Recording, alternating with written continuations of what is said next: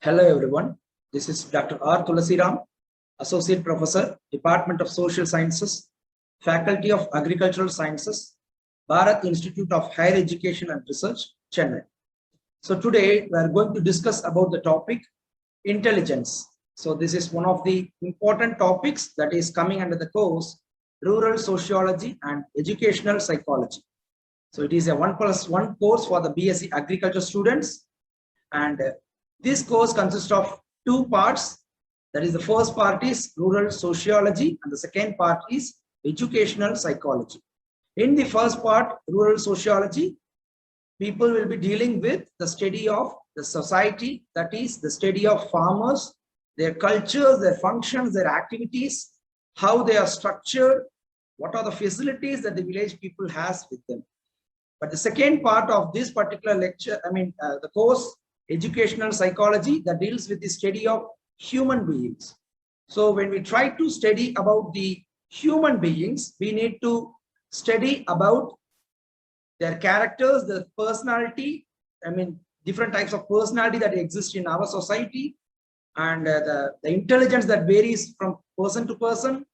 There are some motivations that person gets from other person, and I can get inspiration from other person. So everything deals with the study of human beings, right? So in this lecture, we'll be dealing in depth about the topic intelligence. Let us move on to the slides. First of all, let me introduce you this topic. So this intelligence derived from the Latin verb called intelligere, that is to understand or to choose between. As a human beings, we all have some options. So whenever we try to do something, we will have options or alternatives, and we will choose a wise option among these alternatives, right? So in this choosing activity, each and every human beings differ from one another, and they choose according to the knowledge that they possess, and that knowledge that they possess is called as intelligence. So to understanding is different from being smart. Being smart is nothing but the capable of adapting to the environment, but intelligence is something like it is understanding about something. So as a human beings, each and everyone born in the same way, but the intelligence that they have, it differs from person to person. I may have a low intelligence than you people, right? So in that way, human beings differ from one another. How do they differ? Why the knowledge, or why the intellectual knowledge that differs from person to person? What are the factors that influence us? Who can be called as the most intelligent person? Who can be called as the least intelligent person? That and all we'll be dealing with this lecture, right? First of all, let me tell you about human intelligence, right? So what we need to do, if we have intelligence, we can acquire, we can recall, and we can use our knowledge to understand concrete and abstract concepts, right? We can understand concepts, we can understand ideas. Not only understanding, we can apply these things for some other purpose, right? Relations among objects, right? You have different types of objects. When you see an object, what comes to your mind? That is based on your experience or the previous knowledge that you have in that particular topic. Ideas, and to use these knowledge in a meaningful way in your life. That is applying, that is application of this knowledge that we have in our life. So this is called as human intelligence. So psychologists, they comes up with a different understanding, right? They define this intelligence in a different way. Okay, they tell us about intelligence in 3 different points. That is the ability to learn. Okay, a person, if they have an ability to learn, or the person with ability to recognize some problems, right? That is the cause, identifying the cause of any problem. And the third one is important one, the ability to solve such problems. So if a human being is possessed with these 3 core characters, then we can call them as intelligent. And if this intelligent is more for a person, we can call them as highly intelligent, and it can be medium or it can be low intelligence. So these 3 points that, according to the psychologist, that is very important for intelligence. Right. So intelligence is the ability of an individual to cope with the environment and it characterizes the whole behavior of an individual, right? So I behave based on the knowledge that I possess. Okay, so whatever I have here, that will make me to behave accordingly, right? And the sum of his abilities, which are quantitatively differentiable, right? So my ability to do the work, that will be different from the other person to do the same work. So how do you differentiate myself with the other person? You have to quantify. You need to give rating. It may be an efficiency that is finishing the same job quickly than other. That will explain how efficient I am. Okay, so these are the quantifiable characters based on which we can differentiate one person from other person. Okay, and intelligence, it may be sometimes it is the product of heredity, because my intelligence, my knowledge that I possess, that may be based on the heredity in which I come through. So it may be because of my family, my father, my forefathers, etc. And very importantly, the intelligence, it varies from person to person because it is decided by the place where they live. Okay, it is highly decided by the environment where we belong to. So this environment influences both positively and negatively with our intelligence. So intelligence is a key construct employed to know how individuals differ from one another. And it also provides an understanding of how people adapt their behavior according to the different environment where they live. Right. So there are some of the definitions given by different sociologists, psychologists. And intelligence is the ability to judge well, first of all, reason well, and act well, according to Binet. And intelligence is the global or aggregate capacity of an individual to think rationally, act purposively, and to deal effectively with his environment. This is according to BIHER. And intelligence is the capacity to learn and adjust to relatively new and changing conditions. Right? When we come across a new environment, how we adapt ourselves, how we engage ourselves, that is called as intelligence according to Wagner. Intelligence is the ability to adapt, to shape and select environment to accomplish one's goal and those of one's society and culture. Right? Once I get into a new environment, I would have understood the new environment and I will be different from that environment. So what I need to do here, I need to shape myself according to that new environment to achieve my goal. And intelligence is the capacity to do something useful in the society in which we live. Right? So this definition is much oriented towards, comparing this intelligence with the society, how you apply your knowledge for the benefit of the society. So this definition given by Gardner, he has focused much on the social point of view.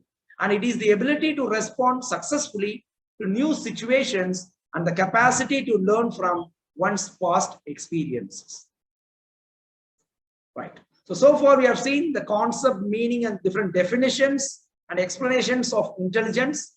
So now we will see about different types of intelligence that we come across. Right. The first one is the abstract intelligence. This tells about the general knowledge of a person. Right. It is the ability to understand and deal with verbal and mathematical symbols. Out of the three, this is the one that receives greatest weight. That is, a person should have abstract intelligence, at least, if not other intelligence. And professional people are usually high in these kind of intelligence. Examples: if a farmer try to study about iron deficiency in sugarcane or any other deficiency in any other crop. So if he finds out the symptoms, next time when he come across the same deficiency in other crop, he can easily able to find out. Okay, so that is abstract intelligence. So it is the ability to make and use concept and ideas, because once you get to know about a particular thing for the first time, you get the concept, idea, you get the symptoms, you get the core idea.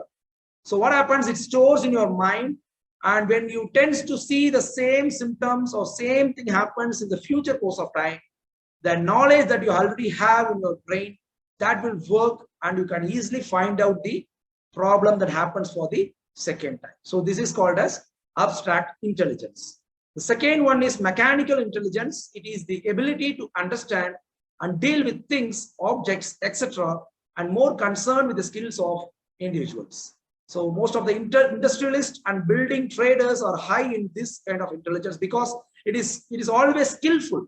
Okay, so anything that you does with your skill, mechanical skills, no hand skills, etc., that will be coming under mechanical intelligence. For instance, a farmer who is having knowledge about how to operate a sprayer, okay, so he can do it fast than the other person who never experienced how to spray a crop.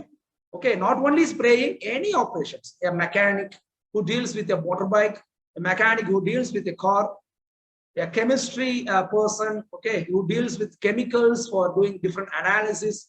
So they will do the work, and others also can do the work. But where comes the difference between these two people? That is, a person with experience, a person without experience.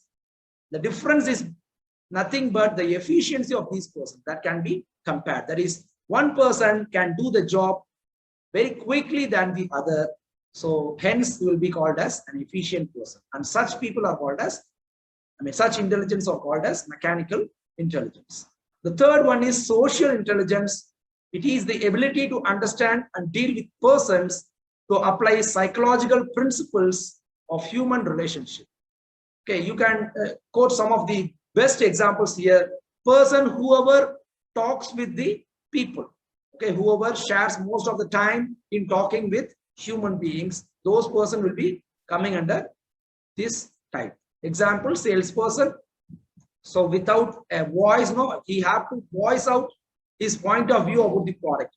He has to voice out the pros and cons of a particular product when he tries to sell to the other person, right? Politicians, no, they have to talk in front of hundreds and hundreds of audiences to convince them during election campaigns. Okay, so these are some of the examples that is coming under social intelligence. Right. So other intelligence that we have is crystal intelligence and fluid intelligence. So one of the good types of intelligence, these two are.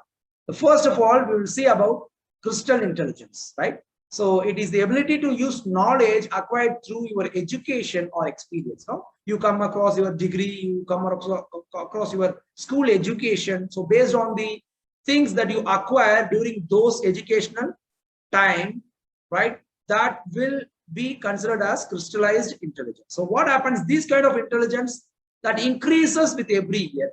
Okay, when years pass on, when time passes on, these kind of intelligence will get increased with your age. Examples, knowing the 20th president of the United States of America, knowing the definition of the word alacrity or ebullient. Alacrity is nothing but being brisk, and ebullient is doing a work very brisk and energetic, right? So how you get to know about these meanings? When you come across education, you will get to know this. Right? So when you come across a particular class, someone can teach you who is the 20th president of this. So these things, the knowledge, the number of things that you know, the number of things that you have in your mind, that always increases with the increase with your age. Because by now, at the age of something like 28 or something, I may have some knowledge. By 29, it may get increased. With 30, again, it will increase. That thing that I know will always increase with respect to age. The second one is fluid intelligence. It is the ability to use logic and problem solving in new situations without reference to the pre-existing knowledge, right? So you will try to learn something new. So this always declines with age, because the new thing that you can identify will tends to decline. Right? Once you find out a new thing, and you have less scope to find out another, right? So that declines with the age. Example, solving puzzles and identifying patterns. So there are some of the other types of intelligence also that we have. First one is analytical intelligence. As the name itself explains you clearly, it is highly analytical. That is the problem solving knowledge or computation. That is calculation by using formulas, calculators, right? So you can have different kinds of methods to solve a problem, etc. So when you are equipped with such kind of knowledge, then it can be called as analytical intelligence. The second one is creative intelligence. It is an imaginative and innovative problem solving intelligence, right? That is, if you have creative intelligence, that is creation in the sense something new, right? So that something new can only come because of the imaginative process. You have to imagine a lot. what if we work for this, what if this happens, what if this happens, etc. Right? And the second one is, whenever you found out something new, you can call it as an innovative thing. When you find out a process, it is innovative process. When you find out a new method, you can call it as innovative method. Okay, and if it is found to be problem solving, right? So it can be considered as an innovative new method, because a person with such problem can make use of this kind of intelligence. Okay, once it is found out by you. The next one is practical intelligence. So people always tell a terminology called street smarts. They don't theoretically read a lot. They don't keep books, but practically they know how to do a thing. Okay, they know how to do something, right? So that is called as practical intelligence. And they use, normally they don't read books. They don't come across manuals to help themselves. They don't read a lot compared to other person, but they will have common sense, and that is sometimes well enough to do things in a better way and compared to others. So these are the other types of intelligence that we have. The first one is analytical intelligence, that is the academic problem solving and computation knowledge. Second one is creative intelligence, that is imaginative, being innovative and problem solving. The third one is practical intelligence. So some of the guys can be considered as street smarts, that doesn't require any special skills, but they will simply possess common sense to do a for practically soundful, right? People used to call people, other guy, like practically soundful. So that is called as practical intelligence, right? If you ask them to write how to remove and reassemble a bike, they cannot do it. But if you give them a bike and if you ask the same person to redo the work to reassemble the bike, the spare parts, they will definitely do it. So such guys are equipped with practical intelligence. Right. So now we have seen what is intelligence and what are the different types of intelligence that we have. So next we will deal with the measurement of intelligence, how we can measure intelligence. As I told you, this intelligence of one person is different from other, and I told you some of the reasons for that. Okay, that may be because of the heredity, that may be because of the environment to the person in which the person belongs to. Okay, so there are multiple reasons for difference in intelligence. Okay, so now there are difference in intelligence between two persons, but now we need to know how can we measure this intelligence.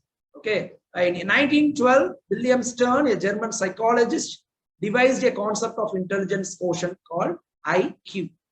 So this IQ, intelligent quotient, that is everyone could have come across, but I don't know how many people knows about this.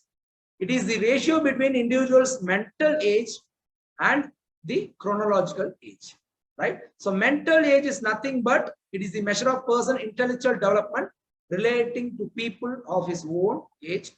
That is, mental age is nothing but if you are 12 years old, suppose, right? They will check whether you have the knowledge of at least 12 years, at least 10 years mostly. They don't look for a 30 the same 12 years knowledge. Okay, sometimes they will look for at least the knowledge that you need to have that should be equal to 10 years old boy. Okay, so the mental age is, that is your intellectual development. Okay, that is here, and the chronological age is the biological age or actual age that can be calculated from the year of birth. Okay, you can see a bright student mental age is more than the chronological age. That is, if there is a student who is found to be bright in class, if his age is 15, okay, he may have the mental age of more than 15. That is, he needs to have at least 15, but he will have more than 15, right? His chronological age is 15, so the mental age should be 15, but sometimes it may be more than that 15. So that is called as a bright student.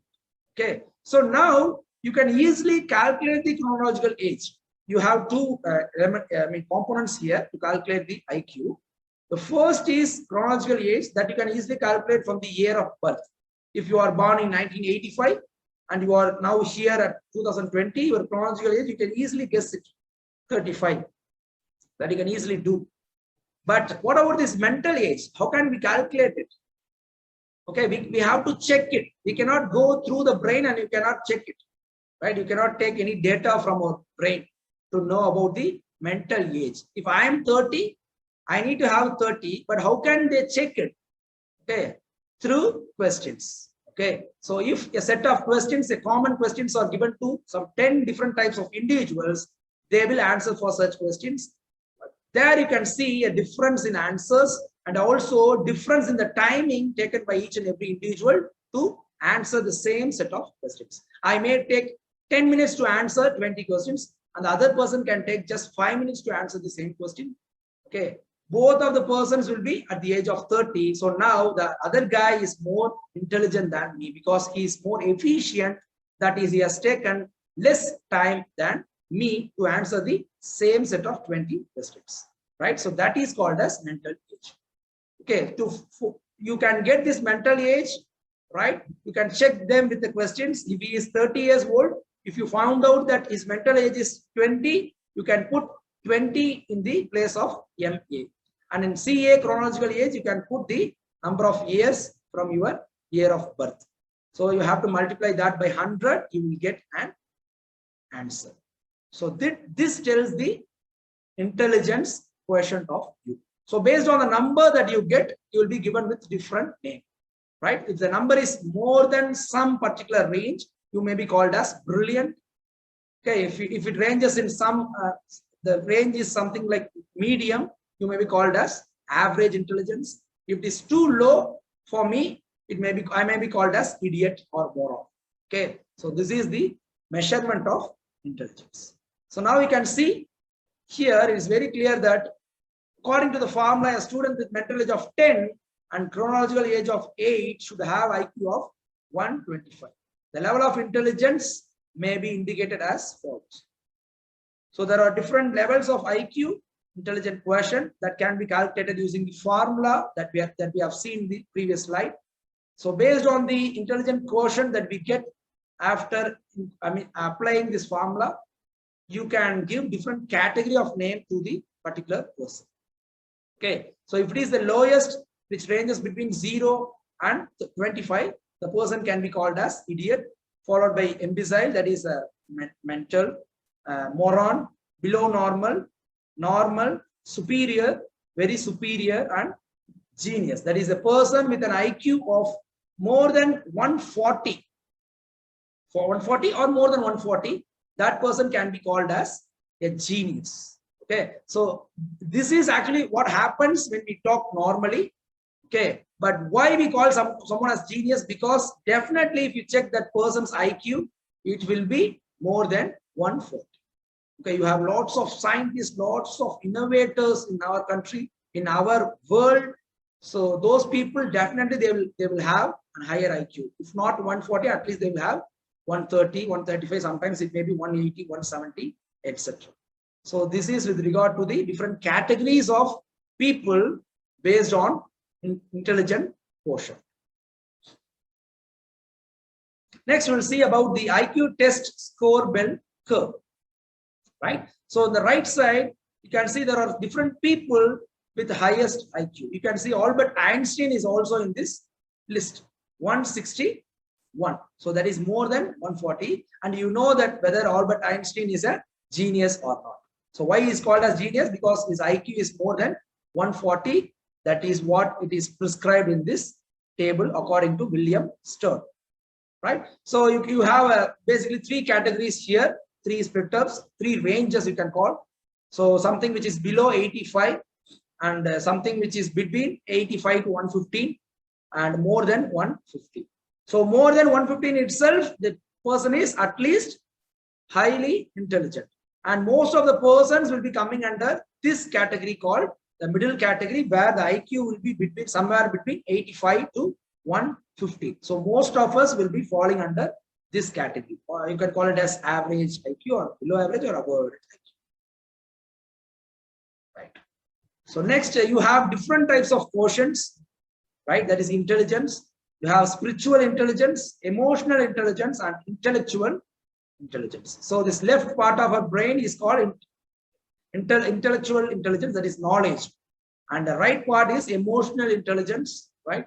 So emotional in the sense we'll be dealing that in the next slides. And then spiritual intelligence.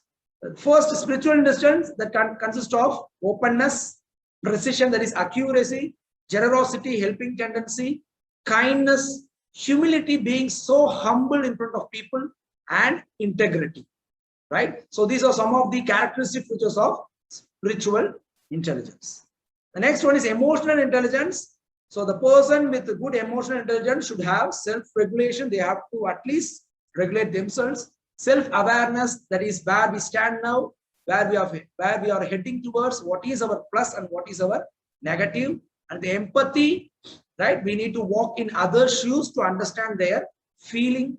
Then social skills, how to interact with people, how to communicate effectively with people, how to keep relationship with the other human beings, etc. Then motivation, right? So whether we get motivation or not, okay, if we can get motivation, that means definitely we are heading towards a goal. If I don't want any motivation in our life, that means I don't have a set of goal. I don't have an objective in my life. So if we have an objective in our life, we will require motivation. That is motive. Why we live? To achieve that. Why I live? To do that. Why I live? To get that. That is called as motive. We need to have some motive. Reward, success, money, status, social status. So these things are called as motive. For simple person, just food and shelter can be his motive, for which he requires motivation. For a person who already has all these things, he will look for another need, motive, car, bike.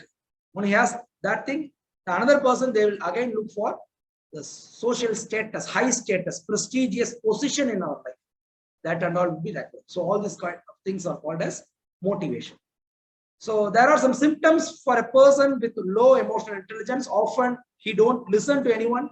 He will be always argumentative, and he will, whenever he talks about something, he will try to blame others rather than telling the positive things about themselves. Without doing that, they will be blaming others all the time, and emotionally they will get outburst normally. Right? These are some of the symptoms of persons with low emotional intelligence. The fourth category that is missed out in that particular slide is called as physical intelligence. That is the basic intelligence that we need to have. So how it can be called as basic intelligence? You can see here the triangle shape. So it tells that the need of these intelligences are listed down here in the form of hierarchy. That is, at the bottom of the triangle, it is bigger in size. So that is the ultimate need. Followed by, you need intelligent quotient, then you need intellectual intelligence, then emotional intelligence, then spiritual intelligence. So physical intelligence, nothing but body awareness and skillful use of the same. The intellectual intelligence, that is already we have seen, mathematical, analytical work, knowledge that we have. Then emotional intelligence, managing ourselves and our relationships. And spiritual intelligence, that is acting with inner wisdom guided by compassion. So these are the four different types of intelligence that we have: spiritual, intellectual, emotional, and physical intelligence, right? So now we will see about the different factors that affect our intelligence. As I told you, depends on variety of factors. What do you mean factors? These are the determinants that decides our intelligence. Because of this, we may have high intelligence or low intelligence. So these are the factors that decides a person's intelligence. Since we have different types of factors, okay, this differs from person to person, right? That is why each and every human being has different types of knowledge. The first factor is heredity, that is the genetical thing, right? So I will be like my father and my forefather. You will be like your father and your forefather and other your family members. So heredity, it is based on the heredity. And the environment where we live. Okay, if you continuously live in a place where you have more scope for learning, a city with a good schooling, with good teachers, with good technology, experiences, okay, with good exposures where we can get good knowledge about all the topics that we want to study. So if it is there, then because of that environment, your intelligence will be good. Okay, if the environment is just opposite to that, where we don't get any scope for knowledge, then our intelligence will be accordingly very low. The second one is age. By age also you can see differences in intelligence of people, right? So as I told you in one of the slides, by age, when year passes on, your intelligence, your knowledge will keep on increasing, right? When you are a child, you will have less knowledge. When you are a baby, you have little knowledge.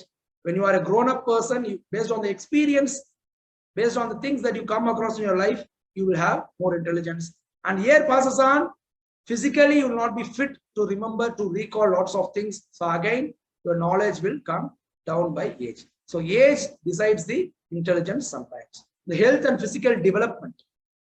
Okay, for some people, the brain will not have enough development based on some problem. Okay, health problem that has been passed on from the mother or father to the child. Then race in which we belongs to: Chinese, Japanese, Asian guy, European guy, American, right? Jamaican, Africans, right? So Jamaican, one of the runners, famous runners, that is Usain Bolt, who is from Jamaica.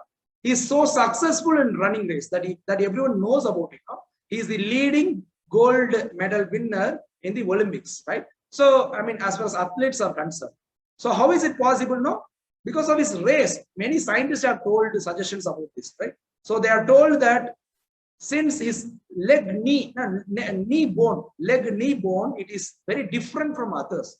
The physical arrangement of his bone is very different from others. That helps him to move fast. So this is a result of a medical research, okay, based on the bone, the physical features of his body, right? So that is because of the race to which he belongs to. Then the culture. Okay, in many of the places, the women, girls are not allowed to go for schools and colleges, where their knowledge will remain very low. The intellectual knowledge will remain very low in such areas. This is because of the culture. In some of the areas, irrespective of the gender that we are having, right? So both the genders will be equally on par with both of them in all the walks of life. That time, the intelligence will be more among those people. Then society and also economic conditions, because nowadays education is highly, marketable. No, people are just marketing educations. You have lots of apps, coaching centers with sucks lots of money from the general public, right? So if someone is having less economic conditions, he will not be getting enough experience, enough chance or scope to get enough knowledge like all the others who are getting it. So these economic conditions of a person, that also decides how much knowledge that he can get in a particular education, being it a school education or being it a college degree education, right? So these are some of the important factors that affects our intelligence, right? Okay, do IQ test works? That we will check it now. Okay, this is just a checking, right? Just to share some thoughts between us. Can you find the mistake here? Right? So 1, 1, 1, 1, 2, 2, 2, 2, 3, 3, 4. It depends. Each and every person will have different knowledge. The critical thinking that differs from person to person. So if you ask me, I will be telling, like, instead of 10, 10, 10, 10, it is 0, 0, 0, 0. So some other person can come up with some other answers or findings, right? So Mary's father has 5 daughters: Nana, Nini, Nini, and Nono. Who is the 5th daughter? So everyone will think about the name, the letters that they place between these 4 names, and people will not think about Mary, which is given at the top. That is Mary's father, in the sense, definitely the 5th daughter will be Mary. Then you have a man who was born in 2000 and died in 1998. How is this possible? We can think of lots of things, right? You can think of lots of things, right? So what does these words have in common? Madam, civic, I, level, it is nowhere related to each other. So if you are very sure about it, next thing you need to notice is number of letters. That also it is unique. It is not same for all the words. Then you can think about letters, how it ends and how it starts. It starts and ends with the same letter. So you get a point that when you read it from left to right and right to left, both sounds the same. Madam, madam, civic, civic, I, and level, level. Right? So to conclude, to adapt or to make positive changes in one's life and environment, intelligence is required to ensure that it is understood what is to be changed and how to do so. If you are in a position, if you need some change with your knowledge, you need to get it. And what you need to think here is how to get that. And as every individual differs in their intellect, that is knowledge, the theory of multiple intelligence explains that every human being is able to interact and learn from each other just by interaction. This is what I strongly believe in my life. It is not about reading books. It is not about only taking notes from the internet, surfing through the internet. Of course, it gives you some knowledge, but when you talk with the other guy who knows something which you don't know, you will get new point. And he will also get something that you know. Okay, it is just sharing of ideas. And many a times, even when we prepare for some examinations, when we go through the internet or books, we don't understand it easily. But if the same topic is being explained by some other guy, face-to-face, with face-to-face interaction, within a matter of 2 or 3 minutes, he will tell you everything in a nutshell about that particular topic, and you can try to understand very easily. So that is what it is said here. Now, human beings, they will be able to interact with each other so that they can learn from each other very easily. As we learn from our emotional intelligence and others' multiple intelligence, we gain more education and learn how to use successful intelligence to adapt and make changes to the world. So that's all for today's class. I hope you enjoyed with this lecture, and I believe that we will be meeting again with some other interesting lectures in the future course of time. Until then, it is bye from Thulasiram. Thank you.